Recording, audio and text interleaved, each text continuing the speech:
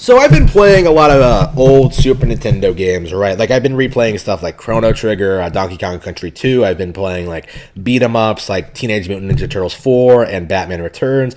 I've been doing a lot of things, right? Like a lot of things that I really, really enjoy and love, right? There's a lot of great stuff on Super Nintendo, but one of the big surprises for me, one of the things that really hit me about this. Well, for one thing, the Super Nintendo games are just better than games being made today. Like, again, I always talk about this. I've always mentioned this in passing, but like really sitting down and playing nothing but Super Nintendo games like all day for days at a time, right? Is just it really just gets to you eventually. Like, wow, gaming used to be so good 30 years ago, and there have been a couple of times, right, where doing this, playing Super Nintendo, where like I was just baffled by how much fun I was having playing all this stuff. I think the big moment for me was when like I discovered something completely new, a new company that I had never really heard of before, that I had no real experience with, that I had no real knowledge of.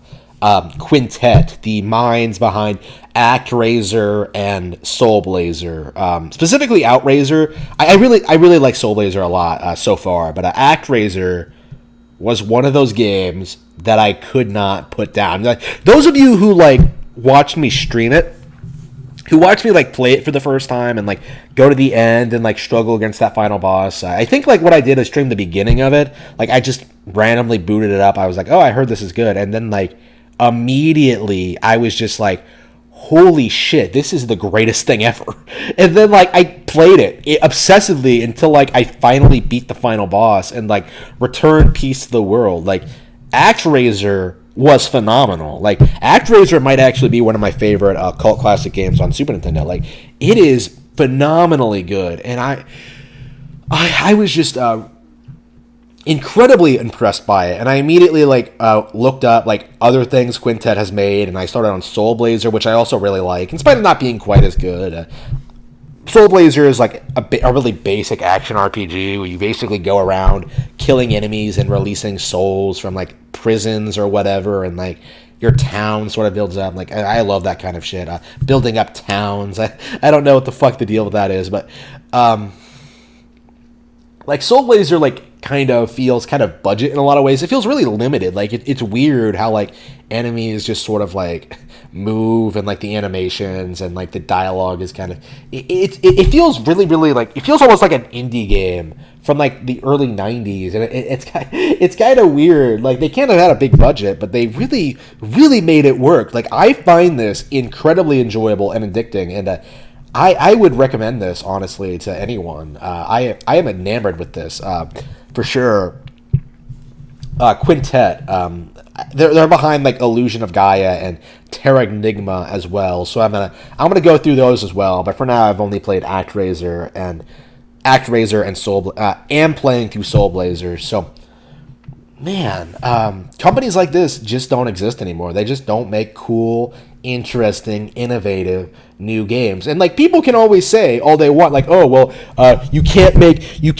video games just aren't new anymore. Like when it would be very easy, I think, to improve on like the formulas of ActRaiser, the original ActRaiser, not the garbage that is 2, and Soul Blazer, right? Like you just need to make them more complex, you know.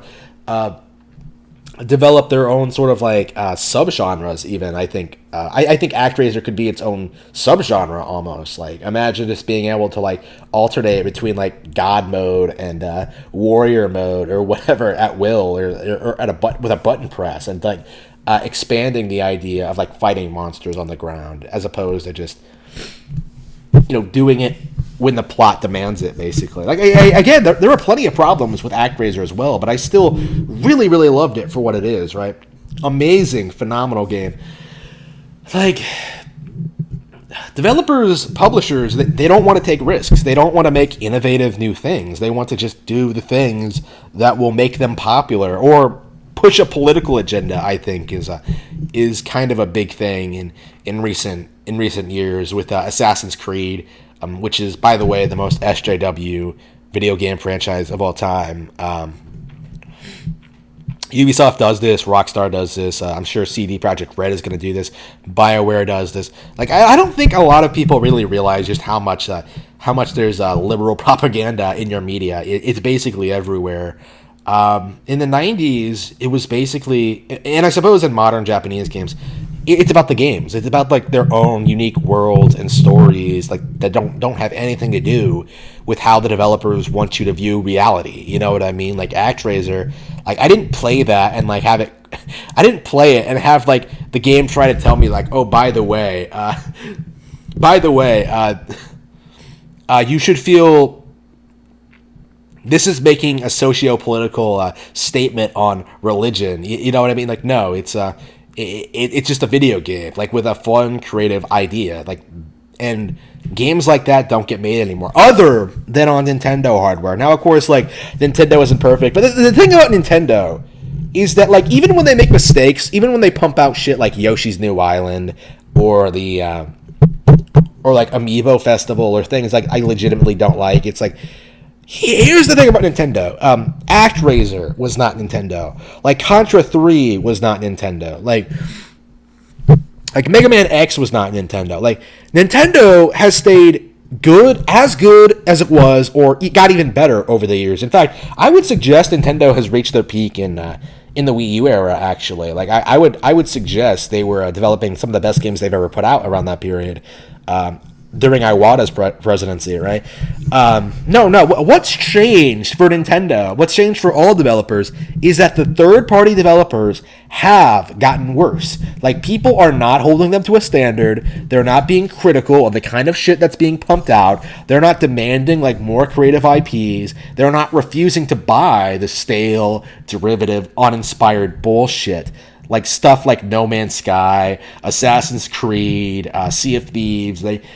People just, the Angry Joes of the world will hype up everything. The upcoming Cyberpunk 2077. Oh man, this is gonna be the best game of the year, and then like get angry when it turns out to not be the case, and then like just sort of forget about it like years later, and then turn around and then get excited for the sequel, like we've seen happen with Destiny 2 and Watch Dogs 2, right? Like gamers need to have higher standards. That's all you need to do. If a game like The Last of Us Part 2 gets made, don't buy the game, ignore the company, shit all over the critics who claim to like it, because I quite assure you they don't. They don't actually enjoy it. They're just doing their jobs of promoting this piece of media, and play something you would actually like instead. Get Nintendo Switch Online, play Donkey Kong Country, play like Super Smash Bros. Ultimate, play Final Fantasy X, play like Paper Mario. Like, there's so many things you could be doing, right? You don't need to be super hyped up for every piece of every game that comes out. You know what I mean? Like have higher standards. And I think the first step to having like higher standards is to go back and play the classics. Read the classics as well. Let me see. Where's my Shakespeare? Oh yeah, there it is. It's on my shelf there. Like my mom came over and she just grabbed my complete collection of Shakespeare and put it on a shelf for some reason. And so like it's not where it's supposed to be. I was reading it, but anyway, yeah, so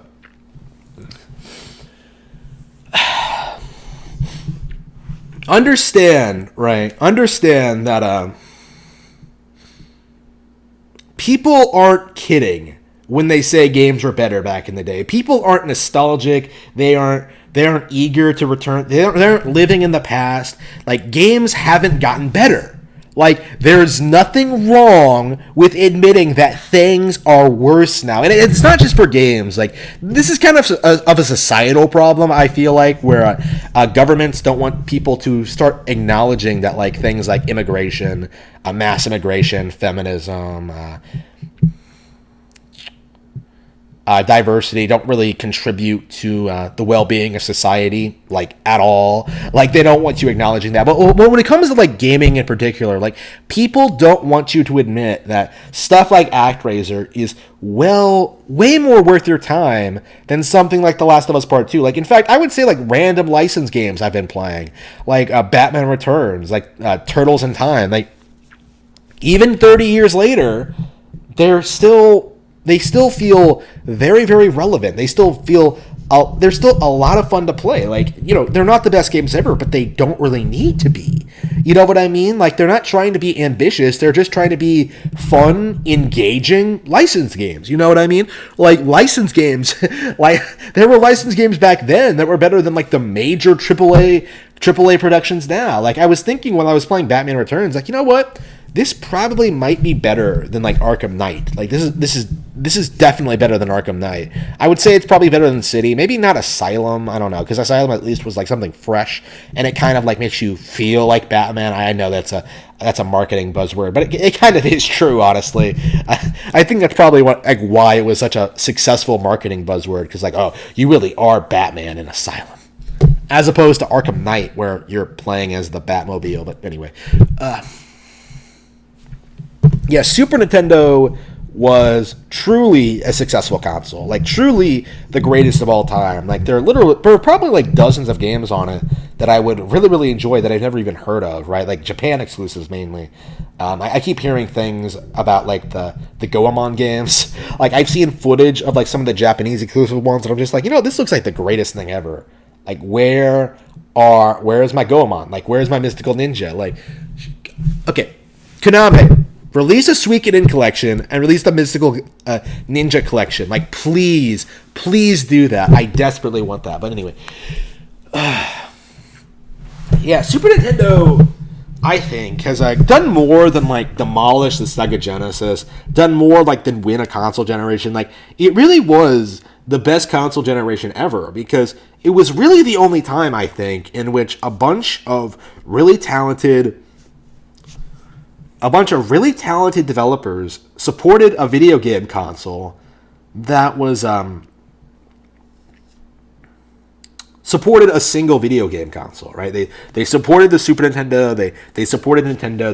They took advantage of the Super Nintendo's unique features, like Mode 7 and stuff like that, to make a bunch of things that simply wouldn't have been possible on other hardware. And unfortunately, it's like they've kind of in abandoning Nintendo, games have gotten worse. Like, instead of developing new and interesting games for the Switch, we're seeing companies constantly make excuses and try to justify, like, why they can't develop for Nintendo, and continue to pump out shit like Beyond Good. Like, again, I've talked about this before, but if a company doesn't make good media, don't support them. Like, just go back and experience the countless classics that are already available.